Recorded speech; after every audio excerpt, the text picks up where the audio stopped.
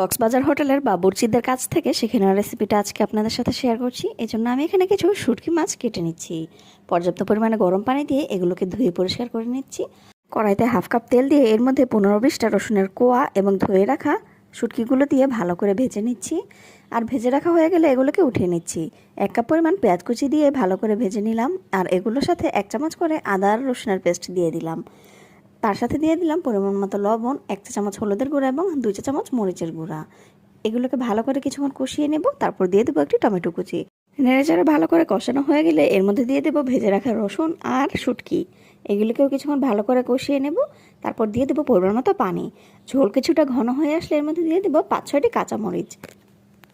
Cox's Bazar hotel style এই শুটকি ভুনাটা খেতে কিন্তু দারুণ লাগে। আমি বলবো আপনারা অবশ্যই বাসায় একবার ট্রাই করে নেবেন। বন্ধুরা, ভিডিওটি ভালো লাগলে অবশ্যই আমার চ্যানেলটি সাবস্ক্রাইব করবে আর লাইক কমেন্ট শেয়ার করতে কিন্তু ভুলবে না। নেক্সট ভিডিও দেখার আমন্ত্রণ রইল।